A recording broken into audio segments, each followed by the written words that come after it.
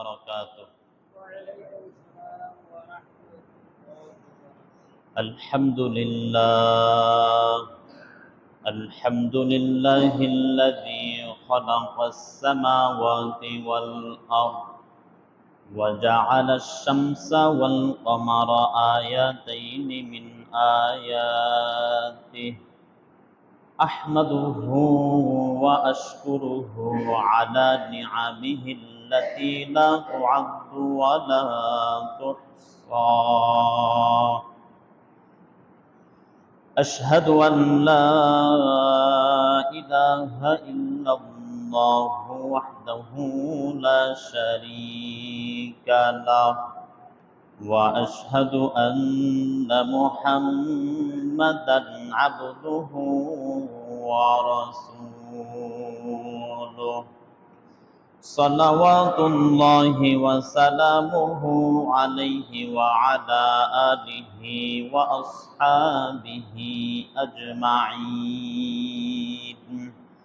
أما بعد فأعوذ بالله من الشيطان الرجيم. بسم الله الرحمن الرحيم.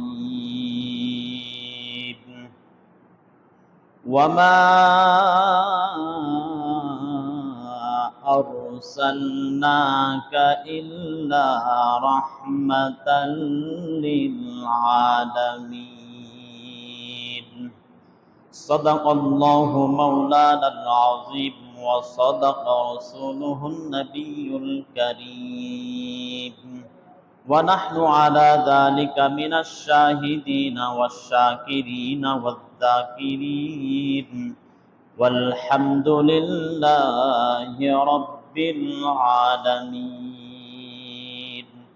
সকলে দরুদে ইব্রাহিম পড়ি। اللهم صل على محمد وعلى آل محمد كما صليت على إبراهيم وعلى آل إبراهيم إنك حميد مجيد. اللهم بارك على محمد وعلى آل محمد كما باركت على إبراهيم وعلى آل إبراهيم إنك حميد مجيد. سبحانك لا علم لنا إلا ما علمتنا إنك أنت العليم الحكيم. رب اشرح لي صدري ويسر لي أمري واحلل عقدة من لساني يفقه قولي. والليل میں ہے زلف محمد کا ترنم واللیل میں ہے زلف محمد کا ترنم والشمس میں رخسارہ احمد کا ترنم والشمس میں رخسارہ احمد کا ترنم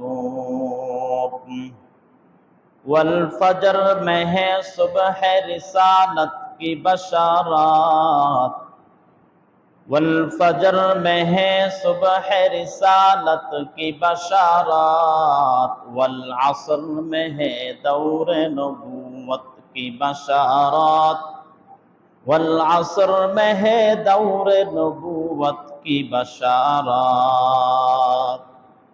عاشق ہو برادر شہنشاہ دو عالم عاشق ہو برادر شہنشاہ دو عالم سنت کی پیروی کرتے رہو ہر جہر دم سنت کی پیروی کرتے رہو ہر جہر دم.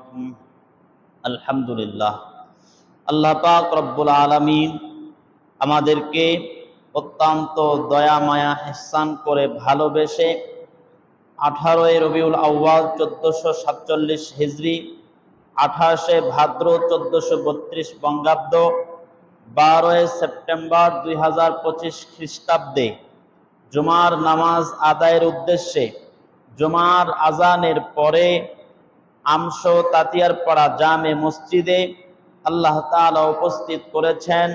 কিছু কথা বলার ও শোনার তৌফিক আল্লাহ তাআলা আমাদেরকে দান করলেন। এজন্য সকলে অন্তরের অন্তঃস্থল থেকে রবের শুকরিয়া আদায় করি। সকলে একসাথে এক বাক্যে বলি আলহামদুলিল্লাহ। অগণিত দরুদ বর্ষিত হোক ওই মহান রাসূল সাল্লাল্লাহু আলাইহি ওয়াসাল্লামের প্রতি, যিনি আশরাফুল আম্বিয়া, সাইয়্যিদুল কাউনাইন, রাহমাতুল লিল আলামিন। সকলে বলি সাল্লাল্লাহু আলাইহি ওয়াসাল্লাম। সম্মানিত উপস্থিতি, আজকের আমাদের আলোচনার বিষয় হলো রাসূলের জীবনী সম্পর্কে। বলেন, আলোচনার বিষয় কি? রাসূলের জীবনী। মুআজ্জাজ হাজরিন, জীবনী আলোচনা করতে শুরুতেই আসে রাসূলের জন্ম। আজকের আলোচনার মূল উদ্দেশ্য হলো যে রাসূলের জীবনী আমরা অনুধাবন করব, রাসূলের জীবনী শ্রবণ করব এবং এইটা দিয়ে রাসূলের প্রেম নিজের মধ্যে বৃদ্ধি করব। রাসূলের ইশক আর মহব্বত, রাসূলের ভালোবাসা আমার দিলে আমি বাড়াবো, এই উদ্দেশ্যেই রাসূলের জীবনী নিয়ে আলোচনা করা। সর্বপ্রথম রাসূলের জীবনী আলোচনা করতে হলে চলে আসে জন্ম তারিখ নিয়ে। রাসূলের জন্ম তারিখ নিয়ে উলামায়ে কেরামদের মধ্যে, ইতিহাসবিদদের মধ্যে ইখতিলাফ, মতানৈক্য রয়েছে। কেউ বলেছেন রবিউল আউয়াল মাসের 2 তারিখ, কেউ বলেছেন রবিউল আউয়াল মাসের 8 তারিখ, কেউ বলেছেন রবিউল আউয়ালের 12 তারিখ, কেউ বলেছেন রবিউল আউয়ালের 10 তারিখ, কেউ বলেছেন রবিউল আউয়ালের 17 তারিখ।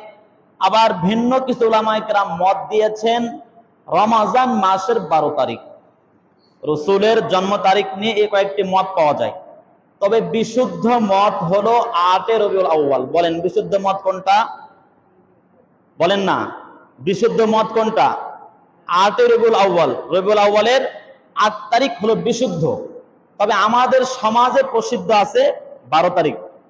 আমাদের সমাজে প্রসিদ্ধ হলো 12 তারিখ রাসূলের জন্ম, কিন্তু এটা বিশুদ্ধ না, প্রসিদ্ধ। বিশুদ্ধ কোনটা? 8 তারিখ। বিশুদ্ধ কিভাবে প্রমাণিত হলো? যেই বছর আসহাবে ফিলের ঘটনা ঘটেছিল, হস্তি বাহিনী যারা মক্কাতে কাবা শরীফ আক্রমণ করতে চেয়েছিল, এই হস্তি বাহিনীর ঘটনা যেই বছর সংঘটিত হয়, ওই বছর এই ঘটনা ঘটার 50 দিনের মাথায় রাসূলের জন্ম। কয় দিনের মাথায়? 50 দিনের মাথায়। তাহলে এই ঘটনা ঘটেছে মুহররম মাসের 17 তারিখ। কয় তারিখে? 17 তারিখ। তাহলে মুহররমের ওইদিকে 13 দিন, পুরা সফর মাস 30, 13 আর 30-এ 43 দিন। 50 হতে আর কত লাগে? 7 দিন। তাহলে রবিউল আউয়ালের 7 গেল। আর আরবি হিসাবগুলো দিন শেষেই পরের দিন শুরু হয়ে যায়। সূর্য ডুবলে 8 তারিখ শুরু, অতএব রাসূলের জন্ম কয় তারিখে? 8 তারিখ। হিসাবটা কি বুঝতে পারছেন? মুহররম মাসের 17 তারিখে আসহাবে ফিলের ঘটনা ঘটে। আর এই বিষয়ে সমস্ত উলামায়ে কেরাম একমত, যেই দিন আসহাবে ফিলের ঘটনা ঘটে ওই দিন থেকে নিয়ে 50 দিনের মাথায় রাসূলের জন্ম হয়েছে। তো এই হিসাব করলে পাওয়া যায় রাসূলের জন্ম 8 তারিখ। এটা বিশুদ্ধ। আমাদের সমাজে প্রসিদ্ধ আছে 12 তারিখ। যাই হোক, 12 তারিখ রাসূলের মৃত্যু, রাসূলের ওয়াফাত হয়েছে 12 তারিখে, এই বিষয়ে কারো দ্বিমত নাই, সকলেই একমত। এবার বলেন, একই দিনে যদি জন্ম মৃত্যু হয়, তাহলে আপনি জন্মদিন পালন করবেন না ওয়াফাত দিবস পালন করবেন? কারো জন্মবার্ষিকী পালন করবেন না মৃত্যুবার্ষিকী পালন করবেন? বুঝতে পারেননি বিষয়টা মনে হয়। জানুয়ারি মাসের 2 তারিখ 2002 আপনার জন্ম, আপনার এক বন্ধুর জন্ম।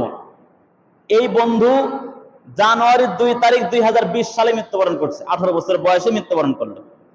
তাহলে আপনি তার জীবিত অবস্থায় প্রত্যেক বছর জানুয়ারির 2 তারিখ জন্মদিন পালন করছেন। 2020 সে মারা গেছে, 21 সাল থেকে কি করবেন? আবার ওই দিনের জন্মদিন পালন করবেন না মৃত্যুদিন পালন করবেন?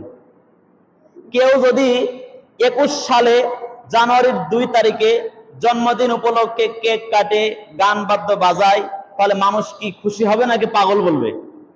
যার বন্ধুর মৃত্যুতে একটু দুঃখিত হওয়ার চাইতে, একটু শোকাহত হওয়ার চাইতে সে কেক কাটতেছে, তাহলে মানুষ কি মনে করবে? যে আপনি একজনের মৃত্যুতে খুশি হলেন, তাই মনে করবে না? এটা কি মানুষের বিবেকেও তো ধরে না। হ্যাঁ, মানলাম ইসলামী শরীয়তে দিবস পালন হারাম, চাই সেটা জন্মদিন হোক, মৃত্যুদিন হোক, যে কোনো দিন, কোনো দিন পালন কি জায়েজ নাই, মেনে নিলাম। তর্কের খাতিরে আপনি দিন মানতেছেন, আপনি দিন মাননেওয়ালা হলেও তো ওয়াফাত দিবস পালন করা উচিত ছিল, তাহলে আপনি কি জন্য জন্মদিবস পালন করতেছেন? যাই হোক, সেটা আমাদের আলোচনার বিষয় না। তো মূলত রসুলের জন্মে আমরা খুশি না বেজার? বলেন, রসুলের জন্মে আমরা খুশি না বেজার? সকলেই খুশি। এটাকে তো মিলাদুন নবী বলা হয়। মিলাদুন নবী শব্দের অর্থ হলো মিলাদ মানে জন্ম, নবী মিলাদুন নবী মানে নবীর জন্ম। তো নবীর জন্মে আমরা সকলেই খুশি, কিন্তু আমাদের এই খুশিটা বেদাতীদের মতো ঈদ পালন করে আমরা উদযাপন করি না, বরং শরীয়ত আমাদেরকে যা শিক্ষা দিয়েছে সে অনুযায়ী আমরা কেন ঈদ পালন করি না? রসুল তার জন্মে ঈদ পালন করেন না, এই জন্য আমরা ঈদ পালন করি না। সাহাবায়ে কেরাম রসুলের জন্মে ঈদ পালন করেন নাই, বিধায় আমরা ঈদ পালন করি না। তাবেঈনগণ রসুলের জন্মে ঈদ পালন করেননি, বিধায় আমরা ঈদ পালন করি না। তাবেঈনরাও রসুলের জন্মে ঈদ পালন করেননি, আমরা করি না। 600 বছরের কোন আলেম, রসুলের জন্ম থেকে নিয়ে 600 বছরের মধ্যে কোন আলেম রসুলের জন্মদিন পালন করেন নাই, রসুলের জন্মদিনে ঈদ পালন করেন নাই। এখন যে ঈদে মিলাদুন নবী হয়, এটা আসছে রসুলের জন্মের 600 বছর পরে, তাহলে বেদাত হলো কি হলো না? যেই কাজ রসুল করেন নাই, সাহাবায়ে কেরাম করেন নাই, তাবিঈনগণ করেন নাই, তাবিঈনরা করেন নাই, 600 বছরের কোন উলামায়ে কেরাম করেন নাই, সেটা আমরা কিভাবে করতে পারি? যাই হোক মুআজ্জাজ হাজরিন, তো যারা ঈদ মিলাদুন নবী পালন করে তারা নিজেদের নাম দিয়েছে আশিকে রসুল। আশিক রসুল মানে কি? রসুলের প্রেমিক, রসুলের মহাব্বতকারী। কি আজব ব্যাপার! যত আশিকে রসুল আছে একজনের মুখেও দেখবেন দাড়ি নাই। যত আশিকে রসুল আছে একজনের মুখেও কি নাই? দাড়ি নাই। তো কেমন আশিক রসুল হলেন ভাই? বুঝে আসলো না তো। এজন্য আমি বলি, দোস্ত, আপনার মুখে রসুলের দাড়ি নাই, আপনার মুখে রসুলের দাড়ি নাই, আর আপনি করেন রসুলের আশিকের বাহাদুরি। কি আজব বিষয়! আসলে যত ফেরকা আছে, দল আছে, প্রত্যেক দলই এরকম, যেটা তারা না সেটা নাম দিয়ে রাখছে। আশিক রসুল দাবি করে, অথচ তার মধ্যে রসুলের কোনো ইশক মহব্বতই নাই। সুন্নি দাবি করে, অথচ একটা সুন্নত মানে না। আহলে কোরআন দাবি করে, অথচ কোরআন পড়তে জানে না। আহলে হাদিস দাবি করে, অথচ কয়টা হাদিস জানে? আহলে হাদিস যারা দাবি করে, কয়টা হাদিস জানে? আহলে হাদিস তো তাদেরকে বলা হতো যাদের লক্ষ লক্ষ কোটি কোটি হাদিস মুখস্থ আছে। আপনার কয়টা আছে? এখন আমাদের সমাজে এক রিকশাওয়ালাও আহলে হাদিস, সে 10টা হাদিস শোনাতে পারবে। তাহলে কেন আহলে হাদিস হলো? বুঝেননি বিষয়টা? আহাল শব্দের অর্থ হলো ওয়ালা, হাদিস মানে হাদিস ওয়ালা। তো যাকে তাকে কি হাদিস ওয়ালা বলা যায়? আপনি যদি রাস্তা দিয়ে 1 কেজি আম নিয়ে যান, আপনাকে কেউ বলবে আমওয়ালা? বলবে? বলেন না, বলবে? বলবে না। আমওয়ালা বলবে না, কি বলবে না? তবে বাজারে যার কাছে কয়েক মন আম আছে তাকে ঠিকই আমওয়ালা বলবে। বাজারে যার কাছে অনেক দুধ আছে তাকে অবশ্যই দুধওয়ালা বলবে। বাজারে যার কাছে অনেক মাছ আছে তাকে মাছওয়ালা বলবে। আপনি যখন একটা মাছ নিয়ে বাজার থেকে যাবেন, আপনাকে কেউ মাছওয়ালা বলবে না, বলবেন একজন মাছের ক্রেতা, মাছ কিনে নিয়ে আসছে, তাই কিনা? তো আহলে হাদিস তো বলা হতো তাদেরকে যাদের লক্ষ লক্ষ হাদিস মুখস্থ আছে।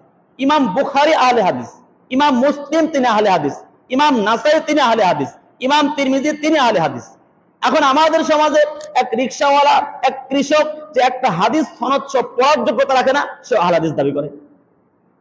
তাহলে নামের অপব্যবহার হলো কি হলো না? যাই হোক, আমি যেটা বলতে চাইলাম, যারা সুন্নি দাবি করে নিজে একটা সুন্নত মানে না। রসুলের দাড়ি রাখা সুন্নত কি সুন্নত না? দাড়ি রাখার হুকুম তো ওয়াজিব, কিন্তু সুন্নত বলি কেন? রসুল সবসময় রেখেছেন, এই জন্য সুন্নত বলি। তো মুআজ্জাজ হাজরিন, এই দাড়ি আমার মুখে নাই, আমি কেমন আশিক রসুল হইলাম? জন্মদিন পালন করতে হবে কিভাবে? এটা তো কোরআন হাদিস আমাদেরকে শিক্ষা দিয়েছে।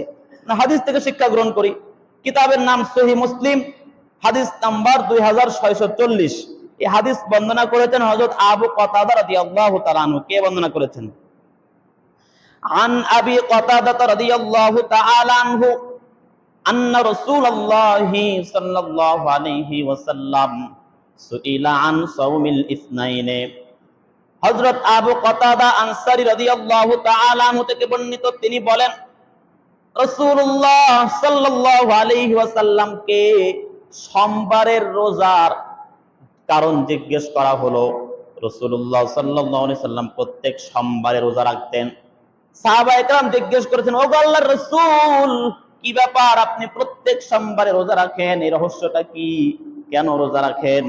ফাকালা ফীহি বুলিতু ফীহি উনজিলা আলাইয়া। সোমবারে আমার রোজা রাখার কারণ হলো এই সোমবারের দিনে আমি দুনিয়াতে অবতরণ করেছি, আল্লাহ তাআলা এই দিনে আমাকে জন্মগ্রহণ করিয়েছেন, আর এই দিনে আমার উপরে মহাগ্রন্থ আল কোরআন নাজিল করা হয়েছে। সুবহানাল্লাহ। তাহলে রাসূল জন্মদিনে কি করেছেন? রোজা রেখেছেন, সোমবার রোজা রেখেছেন। তা আপনি এত আশেক রাসূল, আপনি রাসূলের ইশক এত বেশি, তো রাখেন না প্রত্যেক সোমবারে রোজা, তা তো রাখবেন না। রাসূলের প্রতি মহব্বত আমাদের শুধু একদিন না সারা জীবন? বলেন, সকলে বলেন, রাসূলের প্রতি মহব্বত শুধু একদিন না সারা জীবন? বছরের প্রত্যেক দিন রাসূলকে ভালোবাসবেন না শুধু একদিন ভালোবাসবেন? তা আপনি আশিক রাসূল দাবি করেন, রাসূলের ইশক মহব্বত বেশি, আপনার তো উচিত ছিল সপ্তাহে প্রত্যেক সোমবার রোজা রাখা, তা তো করেন না। আপনি শুধু ১/১২ রবিউল আউয়াল নিয়ে মেতে আছেন, শুধু ১/১২ রবিউল আউয়াল আপনি ঈদ পালন করতেছেন। তাহলে কেমন আশিক রাসূল হলেন? ওইখানে তো রোজা নাই। ওইখানে গেলে যে খাবার পাওয়া যায়, শিরনি পাওয়া যায়, হালুয়া পাওয়া যায়, নাচ গান করা যায়, নারী পুরুষের অবাধ মেলামেশার সুযোগ থাকে, যত অশ্লীল কর্ম করার সুযোগ থাকে। এই কারণে সবাই ঈদে মিলাদুন নবী নিয়ে পাগল হয়ে গেছে। আরে ভাই, আপনার মধ্যে ইশক আছে, আপনি মুখে দাড়ি রাখেন, আপনি আশিক রাসূল, প্রত্যেক সোমবারে রোজা রাখেন, তাহলে বোঝা যাবে যে হ্যাঁ, আপনি প্রকৃতপক্ষে আশিক রাসূল। মুআজ্জাজ হাজরিন, রাসূলের জন্ম তারিখ নিয়ে তো মতানৈক্য আছে, এইটা নিয়ে আমাদের মাথা ব্যথা কেন?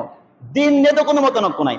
রাসূল যে সোমবারে জন্মগ্রহণ করেছেন এই বিষয়ে কারো দ্বিমত নাই, তাহলে আমরা এই দিনে রোজা রাখি। রাসূল তো আমাদেরকে জন্মদিন পালন করার নিয়ম শিখিয়ে দিয়েছেন, সেটা করি। সেটা না করে কেন বিদাতীদের মানুষের মন গড়া তৈরি এক বিষয় নিয়ে আমরা মেতে উঠেছি? আল্লাহ তাআলা আমাদের সকলকে যাবতীয় ফিতনা, কুসংস্কার, বেদাত থেকে হেফাজত করেন। সকলে বলে আল্লাহুম্মা আমিন। মুআজ্জাজ হাজরিন, কথা শুধু অন্যদিকে চলে যাচ্ছে। যাই হোক, রাসূলের জন্ম হয়ে গেল রবিউল আউয়াল মাসের যে তারিখে হোক, রাসূল দুনিয়াতে আসলেন। রাসূল দুনিয়াতে আসার পরে তিনি সাদ গোত্রে অবস্থান করলেন। তায়েফের সাদ গোত্র, গোত্রের নাম কি বলেন? সাদ গোত্র। ওই সময় আরবের নিয়ম ছিল যে নতুন সন্তান ভূমিষ্ঠ হলে তাকে তারা শহরে রাখতো না। শহরের আবহাওয়া, শহরের পরিবেশ শিশুর জন্য অনুকূলে নয়, এটা তার প্রতিকূল। শহরের আবহাওয়া বাচ্চা সহ্য করতে পারে না, অসুস্থ হয়ে যায়। এজন্য আরবের লোকেরা তাদের বাচ্চাদেরকে গ্রামে পাঠায় দিত, সেখানের পরিবেশে, সেখানের আবহাওয়ায় মিল পাওয়ার জন্য। একটা কারণ। দ্বিতীয় কারণ হলো গ্রামের লোকদের ভাষা সুন্দর ছিল, সুস্পষ্ট ভাষা শিক্ষার জন্য তাদেরকে গ্রামে প্রেরণ করা হতো। আরবের নিয়ম এটা ছিল। তো এই নিয়মের ধারাবাহিকতায় গ্রামের মহিলারাও তারা শহরে আসতো বাচ্চা নেওয়ার জন্য। বাচ্চার দুধ পালন করলে, দুধ খাওয়াইলে, লালন পালন করলে পিতামাতার পক্ষ থেকে কিছু হাদিয়া উপঢৌকন তারা পায়, কিছু পারিশ্রমিক তারা পায়, কিন্তু তারাও লাভবান হয়। এই জন্য গ্রামের লোকেরাও শহরে বাচ্চা নেওয়ার জন্য আসতো, আর শহরের লোকেরাও তাদের নবজাতক বাচ্চাদেরকে গ্রামের মহিলাদেরকে দিয়ে দিত। এই ধারাবাহিকতায় তায়েফের সাদ গোত্রের লোকেরা মক্কাতে আসতেছে সন্তান নেওয়ার জন্য। রাসূলকে দুধ পান করিয়েছেন রাসূলের ধাত্রী মা, তার নাম কি? সকলের জানা কথা, বলেন কি নাম? আরে জোরে বলেন, এটা বরকতের বিষয়। হালিমা। আজকের আলোচনায় তো বরকত। ভাই, রাসূলের জিন্দেগির আলোচনা হচ্ছে, রাসূল তো বরকতের নবী, তো সেই জিন্দেগি নিয়ে আলোচনা করার তৌফিক আল্লাহ তাআলা আমাদেরকে দিয়েছেন, আমরা করতেছি। এটাও তো বড় সৌভাগ্য আর বরকতের বিষয়। এজন্য মুখ বন্ধ না রাখা, সুবহানাল্লাহ জোরে বলা, যেখানে আলহামদুলিল্লাহ আলহামদুলিল্লাহ বলতে হবে, যেখানে মহাবিষয় আল্লাহু আকবার বলে দিলেন। গুনাহ হবে না তো? গুনাহ হবে নাকি? গুনাহ তো হচ্ছে না। যাই হোক, হযরত হালিমা সাদিয়া রাদিয়াল্লাহু তাআলা আনহা তিনি বর্ণনা করেন, তায়েফ থেকে সাদ গোত্রের মহিলারা তারা মক্কার দিকে রওনা করলো শিশু বাচ্চাদেরকে নেওয়ার জন্য। দুগ্ধপোষ্য বাচ্চাদেরকে নিজেরা দুধ পান করাবে জন্য তারা মক্কার দিকে রওনা করলো। হালিমা বলেন, আমিও তাদের সাথে মক্কা রওনা করলাম। যাওয়ার সময় আমি যে বাহনে করে চলে যাচ্ছিলাম, এই বাহনের নাম হলো গাধা। তখন তার বাস, ট্রেন এগুলো নাই, তখনকার বাহন ছিল ঘোড়া, গাধা, উট। তা আমি যে বাহনে চড়ে যাচ্ছিলাম, এই গাধাটা এত দুর্বল ছিল। আমাদের সময়টা দুর্ভিক্ষের সময় ছিল, গাধা ঠিক মতো খাইতে পারে না, ঠিক মতো খাবার না খাওয়ার কারণে সে দুর্বল ছিল, আর এই দুর্বল শরীর নিয়ে সে আমাকে ঠিক মতো বহন করতে পারছিল না। আমার সাথী যে মহিলারা, কাফেলার সমস্ত মহিলারা আমাকে পিছনে ফেলে তারা অনেক দূরে চলে যাচ্ছিল। এরকম কষ্ট করে আমরা যখন মক্কায় পৌঁছলাম, মক্কায় পৌঁছার পর মক্কার যে সমস্ত নবজাতক শিশুরা ছিল, সন্তানরা ছিল, তাদেরকে সবাই দেখতে লাগলো। শিশু মুহাম্মদকে কাফেলার সমস্ত মহিলারা দেখলো, কিন্তু কেউ তাকে গ্রহণ করলো না, কেউ তাকে নিল না। তাদের মনে প্রশ্ন আসলো, হায়, এই সন্তানটা তো ইয়েতিম সন্তান, সন্তান বাপ ছাড়া সন্তান, একে যদি আমরা গ্রহণ করি, শিশু মুহাম্মদকে যদি আমরা দুধ পালন করার জন্য নিয়ে যাই, তাহলে এর পরিবারের পক্ষ থেকে আমাদেরকে কোনো সুযোগ সুবিধা দেওয়া হবে না, এর পরিবারের পক্ষ থেকে আমাদেরকে কোনো হাদিয়া উপঢৌকন দেওয়া হবে না, আমরা যে চাহিদা, আমাদের যে প্রত্যাশা, এটা পূরণ হবে না। কাজে এই সন্তানকে নেওয়া যাবে না। শিশু মুহাম্মদকে না নিয়ে প্রত্যেক মহিলারা অন্যান্য সন্তানদেরকে নিয়ে নিল, মক্কার সমস্ত সন্তানদেরকে এই তায়েফের সাদ গোত্রের সমস্ত মহিলারা নিয়ে নিল, আর কোন সন্তান বাকি নাই। এদিকে হালিমা সাদিয়া, তিনি কোন সন্তান গ্রহণ করেন নাই। এদিকে মুহাম্মদ, শিশু মুহাম্মদ একা বাকি রয়ে গেছেন। এইদিকে মহিলাদের মধ্যে হালিমা সাদিয়া বাকি। চিন্তা করছেন, এই সন্তানকে যদি নিই তাহলে তো কোনো কিছু পাওয়া যাবে না, বিনিময়ে কিছুই পাবো না, শুধু ফ্রি লালন পালন করতে হবে। এখন চিন্তা করছেন, আমি যদি খালি হাতে ফিরে যাই এটাও তো খারাপ লাগে, কি করা যায়? স্বামীর সঙ্গে পরামর্শ করলেন, আচ্ছা যাই হোক, এতিম হলো তো কি হলো, খালি হাতে যাওয়ার চাইতে তো এতিমটাকেও নিয়ে যায়, হয়তো আল্লাহ তাআলা এর মাধ্যমে বরকত দান করবেন। বরকত দান করবেন কি করবেন না? রাসূল তো বরকতের নবী। হালিমাতুস সাদিয়া স্বামীর সাথে পরামর্শ করার পর স্বামী অনুমতি দিয়ে দিলেন, ঠিক আছে, বাচ্চাটাকে আমরা নিয়ে যাব। হালিমা বলেন, যখন আমি শিশু মুহাম্মদকে আমাদের তাঁবুতে নিয়ে যাওয়ার জন্য কোলে উঠাইলাম, কোলে নিয়ে আমি তাঁবুর দিকে চলতেছি, চলতে চলতে দেখি আমার দুইটা স্তন দুধে পরিপূর্ণ হয়ে গেছে। সুবহানাল্লাহ, কি বরকত! হালিমা সাদিয়া বলছেন যে আমার ইতিপূর্বে দুধই ছিল না, আমার স্তনে দুধ ছিল না। যখন আমি শিশু মুহাম্মদকে কোলে নিছি, তাঁবুর দিকে যাচ্ছি, এতে দেখি আমার দুইটা স্তন দুধে পরিপূর্ণ হয়ে গেছে। শিশু মুহাম্মদ আমার এক স্তন থেকে পান করলেন, আমার যে সন্তান আছে সে সন্তান এক স্তন থেকে পান করলেন। দুইজনই দুধ পান করে পরিতৃপ্ত হয়ে ঘুমায় পড়লেন। হালিমা বলেন যে আমি এটাই প্রথম যে আমার সন্তান তৃপ্ত হয়ে ঘুমাইলো। অন্যদিন তো দুধ পায় না, না খেয়ে থাকার কারণে ঘুমাইতে পারতো না, কিন্তু আজকে রাসূলের বরকতে তার সন্তান পরিতৃপ্ত হয়ে ঘুমানোর সুযোগ পেয়েছে। সুবহানাল্লাহ। হালিমা সাদিয়া বলেন, আমার স্বামী আমাদের যে উটনি ছিল, উটনির কাছে গিয়ে দেখে যে উটনি এতদিন যাবত আমাদেরকে দুধ দিত না, এই উটের ওলানটাও দুধে পরিপূর্ণ হয়ে গেছে। সুবহানাল্লাহ, কি বরকত! হালিমা সাদিয়ার স্বামী হারিস ইবনে আব্দুল উজ্জা, সে উটের দুধ দহন করে নিয়ে আসলো। পরিবারের সকলে মিলে খেয়ে তৃপ্ত হয়ে তাঁবুতে ঘুমায় পড়লো। পরের দিন সকালবেলা মক্কা থেকে এবার তায়েফে চলে যাবে। যাওয়ার সময় যে গাধার পিঠে করে আসছিলেন, ওই গাধার পিঠের উপরে উঠেছেন। এবার গাধার গতি আগের তুলনায় অনেক গুণ বেড়ে গিয়েছে। আগে আসার সময় কাফেলার সকলের পিছনে ছিল, সমস্ত মহিলার পিছনে ছিল। এবার যখন আবার বাড়ির দিকে ফেরত যাচ্ছেন, আল্লাহ তাআলা রাসূলের বরকতে গাধার গতি এত বাড়িয়ে দিয়েছেন, সমস্ত মহিলাকে পিছনে ফেলে হালিমা সবার আগে চলে গিয়েছেন। সুবহানাল্লাহ। কাফেরের লোকেরা বলতে লাগছে, কাফেরের লোকেরা, মেয়েরা বলতে লাগলো, কি ব্যাপার হালিমা? হালিমার বাবার নাম আবু জুয়াইব। তো বলতেছে, ও আবু জুয়াইবের কন্যা, কি ব্যাপার? তুমি একা একা চলে যাচ্ছ, আমার দিকে একটু তাকাও। ভুলে গেল নাকি আমাদেরকে? কি ব্যাপার, একটু তাকাও আমাদের দিকে। তুমি যে গাধার পিঠে চড়ে আসছিলে, এটা কি সেই গাধা? তুমি তো আমাদের সকলের পিছনে ছিলে, কি এমন হলো যে তোমার গাধা সবার আগে চলে যাচ্ছে? তারা আশ্চর্য হয়ে গেছে। তারা তো আর জানে না যে রাসূলের বরকত হালিমা পেয়ে গেছে। হালিমাতুস সাদিয়া কাফেলায় পৌঁছার পর, কাফেলা থেকে ঘরে পৌঁছার পর এলাকার মধ্যে তখন দুর্ভিক্ষ চলছে, ঠিক মতো খাবার দাবার নাই, এমনকি পশুরাও খাবার দাবার পায় না, ঠিক মতো ঘাস খাইতে পারে না। এলাকার কারো পশুর কোনো দুধ হয় না, সমস্ত পশুরা দুধ দেয় না। কিন্তু হালিমার ঘরে যত পশু ছিল সমস্ত পশু দুধ দিত পর্যাপ্ত পরিমাণ। সুবহানাল্লাহ।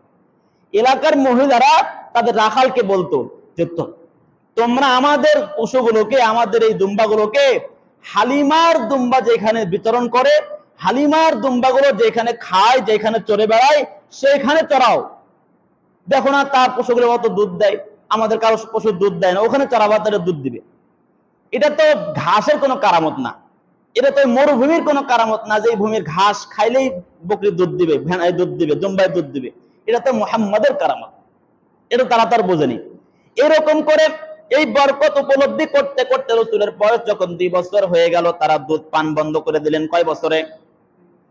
এবার দুধ পান বন্ধ করে দিলে নিয়ম হলো মায়ের কাছে ফেরত দিতে হবে কি হবে না? কিন্তু তারা চিন্তা করলো এই শিশুর কারণে আমরা এত বরকত পেয়েছি, আর কিছুদিন রেখে দিই, তারপরে ফেরত দিব। এত দ্রুত সময়ে ফেরত দিলে খারাপ লাগতেছে না? মহব্বত আসে গেছে। রাসূলুল্লাহ সাল্লাল্লাহু আলাইহি সাল্লামকে তারা রেখে দিলেন। রাসূলের বয়স যখন এরকম বাড়তে বাড়তে 4 কিংবা 5 বছর হলো, কত বছর? এই 4-5 বছরের সময় একবার রাসূলের শক্তে সদর হইল বক্ষ বিদারণ। বক্ষ বিদারণ মানে বুক ফাড়া হয়েছিল রাসূলের। এটা রাসূলের জিন্দেগিতে মোট 4 বার হয়েছে। এটা হলো প্রথমবার, এটা ফেরেশতারা করেছেন আর কি। একবার রাসূলুল্লাহ সাল্লাল্লাহু আলাইহি ওয়াসাল্লাম তার দুধ ভাই আব্দুল্লাহর সঙ্গে মাঠে দুম্বা চড়াতে গিয়েছেন। দুম্বা চড়ানোর সময় দুইজন সাদা পোশাক পরিহিত ব্যক্তি আসলো। আসার পর রাসূলকে চিৎ করে শুয়ে দিয়েছেন। শোয়ানোর পর পুরো বুক ফেড়ে ফেলেছেন। এইটা দেখে দুধ ভাই আব্দুল্লাহ ভয় পেয়ে গেছেন, চিন্তিত পেরেশান। হায়, আমার ভাই তো মেরে ফেললো, আমার ভাইকে তো হত্যা করে ফেললো। সে মাঠ থেকে দ্রুত বাড়িতে চলে গিয়েছে। বাড়িতে যাওয়ার পর তার বাবা আমাকে ডেকে বলল, আমাদের যে কুরাইশ ভাই মুহাম্মদ আছে, 2 জন ব্যক্তি তাকে হত্যা করে ফেলেছে। তার জবানের এই কথা শুনে এই দুধ মা আর বাবা চিন্তিত পেরেশান। তারা দ্রুত সেখানে গেল। যাওয়ার পর দেখলো রাসূলের চেহারা মলিন হয়ে আছে, মন খারাপ করে বসে আছে। যাওয়ার পর জিজ্ঞেস করলো, ও মুহাম্মদ, কি হয়েছে, কি ব্যাপার? রাসূল জবাব দেন, 2 জন সাদা পোশাক পরিহিত ব্যক্তি আমার কাছে আসলো। আসার পর আমাকে শোয়া আমার বুক চিরে ফেলেছে। বুকের ভিতর থেকে কি যেন বের করে আবার এটাকে সেলাই করে দিয়ে গেল। তারা মনে করছে হয়তো জিনের কোনো কিছু হয়েছে, হয়তো জিনের আসর, জিন ধরছে। তারা তো আর জানে না যে এটা ফেরেশতার কাজ। ফেরেশতা এসে রাসূলের ভিতরে যে শিশু সুলভ আচরণ আছে, শিশুরা যেরকম একটু জেদি হয়, জেদ করে বেশি, খেলাধুলার প্রতি আকৃষ্ট হয় বেশি, রাসূল যেন এরকম না করেন। রাসূল যেন খেলাধুলার প্রতি আকৃষ্ট না হন, রাসূল যেন জেদি না হন। এজন্য আল্লাহ তাআলা ফেরেশতার মাধ্যমে তার ভিতর থেকে এই শিশু সুলভ আচরণ বের করে দিয়েছেন। এই শব্দ সদর যখন হইল, এবার রাসূলের দুধমার বাবা হালিমাতুস সাদিয়া আর হারিস ইবনে আব্দুল উজ্জা পেরেশান। হয়তো জিনের কোনো আসর হয়েছে, এই সন্তানকে আর কাছে রাখা যাবে না, কোনো কিছু হয়ে গেলে তো সমস্যা, চলো একে ফিরিয়ে দিয়ে আসি। এই 4 কি 5 বছর বয়সে রাসূলকে রাসূলের মা আমিনার কাছে ফেরত দিয়ে আসা হলো। রাসূলের বয়স যখন 6 বছর, 6 বছর বয়সে আমিনা রাসূলকে নিয়ে তার বাবার কবর, বাবার নাম কি? আব্দুল্লাহ। বাবা আব্দুল্লাহর কবর জিয়ারতের জন্য ইয়াসরিবে রওনা করেছেন। কবর জিয়ারত শেষে আবার যখন মক্কায় ফিরে আসতেছেন, মাঝপথে রাসূলের মায়েরও ইন্তেকাল হয়ে যায়। তাহলে রাসূল জন্মগ্রহণ করার পূর্বেই গর্ভে থাকা অবস্থায় তার বাবা ইন্তেকাল করেছেন এবং 6 বছর বয়সে মাও চলে গেলেন। মা চলে যাওয়ার পর রাসূল অবস্থান করেছেন দাদা আব্দুল মুত্তালিবের কাছে। কার কাছে? দাদা আব্দুল মুত্তালিব। খুব মহব্বত করতেন, নিজের সন্তানদের চাইতেও মুহাম্মদকে খুব মহব্বত করতেন দাদা আব্দুল মুত্তালিব। কারণ ওই যে সুসংবাদ পেয়েছেন, দাদা আব্দুল মুত্তালিবের জন্য কাবা চত্বরে, কাবা ঘরের যে ছায়া হয়, এই ছায়াতে বিছানা বিছানো হইতো, সিংহাসন তৈরি করা হতো, এখানে তিনি বসতেন। তিনি তো সম্মানিত ব্যক্তি ছিলেন, সম্মানিত হওয়ার কারণে কাবা ঘরের ছায়ায় তার জন্য আরামদায়ক বিছানা বিছানো হইতো। এখানে শুধু আব্দুল মুত্তালিব বসবে, আর অন্য কেউ বসবে না। আব্দুল মুত্তালিবের যত সন্তান ছিল, সব সন্তানরা আশেপাশে বসতো, কিন্তু উপরে কেউ বসতো না। একবার শিশু মুহাম্মদ ওই আসনে গিয়ে বসেছেন।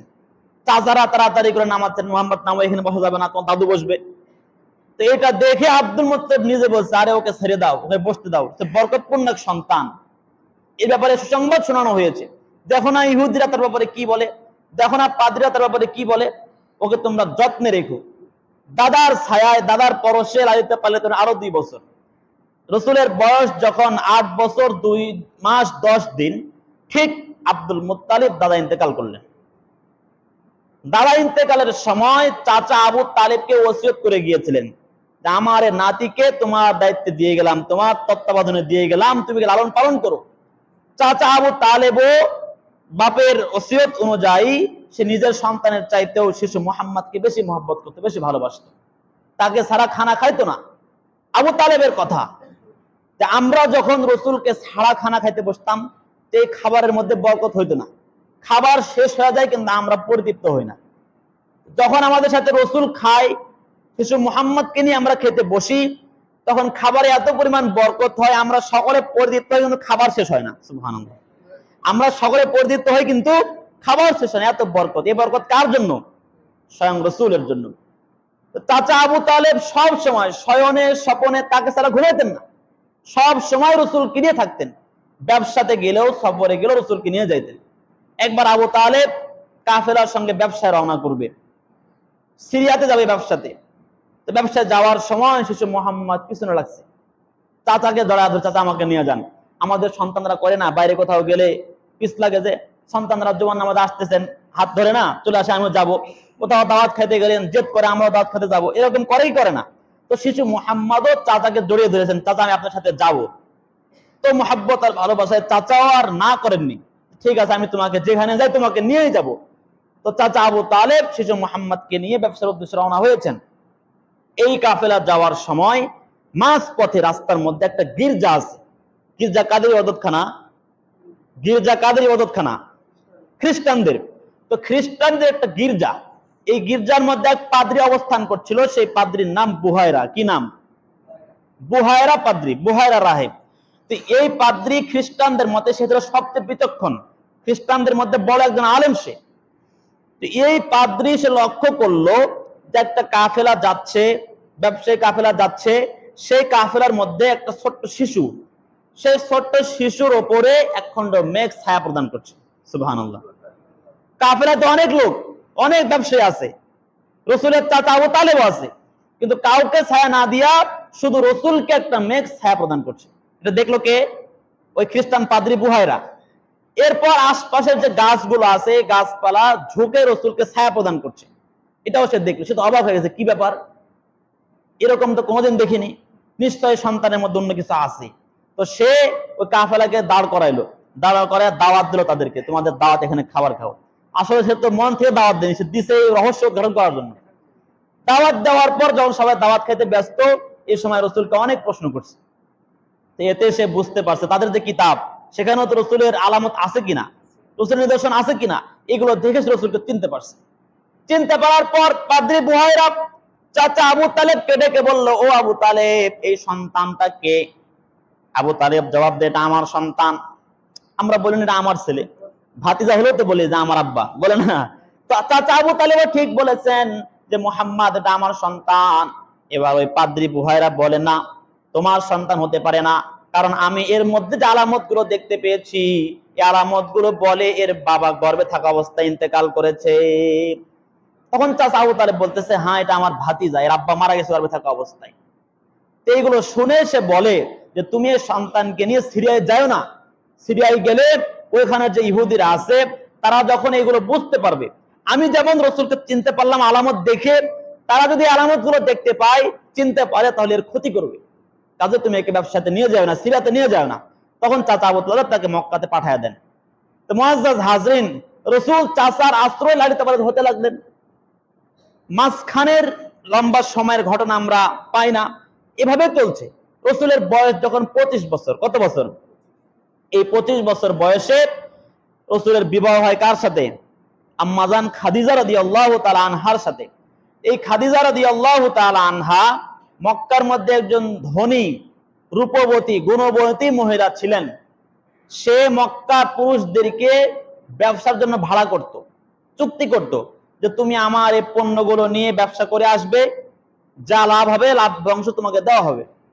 এই চুক্তিতে মক্কার পুরুষদের মধ্যে যারা আমানতদার, যারা সত্যবাদী, তাদেরকে নিয়োগ করত। তো সে যখন রসুলের পরিচয় পাইল, রসুল তো সকলের মাঝে আল আমিন নামে পরিচিত, বিশ্বস্ত ব্যক্তি হিসেবে পরিচিত, তখন খাদিজা ইচ্ছা করলো যে আমি এবার মুহাম্মদকে দিয়ে আমার পণ্য সিরিয়ায় পাঠাবো। তো খাদিজা তার ব্যবসায়িক পণ্য রসুলের মাধ্যমে সিরিয়ায় পাঠাইলেন। তো রসুল সেই পণ্যগুলো বিক্রি করে ওই টাকা দিয়ে আরো ভিন্ন পণ্য কিনে নিয়ে আসছেন। এগুলো যখন নিয়ে এসে খাদিজাকে দেওয়া হয়েছে, খাদিজা এগুলো মক্কায় বিক্রি করেছেন দ্বিগুণ দামে, মানে অনেক লাভ হয়েছে, যা লাভ হওয়ার লাভ তো হয়েছে, দ্বিগুণ দামে বিক্রি করছে। এতে সে অনেক খুশি, আরে কি এমন বরকতপূর্ণ ব্যক্তি, উন্নত ব্যবসা করে কোনো মতো লাভ হয় না, লসও যায়, কিন্তু এবারে ছেলেকে দিলাম, সে তো পুরো একদম আমাকে লাভবান করে দিয়েছে, সে খুশি হয়ে গেছে তার প্রতি।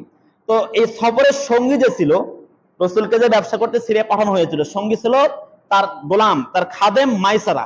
তো মাইসারার কাছ থেকে রসুলের পূর্ণ ইতিহাস শুনলো, যে সফরে তুমি তাকে কেমন দেখেছো, তার চরিত্র কেমন, তার সব আখলাক কেমন, সব শোনার পর তাকে বিবাহ করতে প্রস্তাব পেশ করে।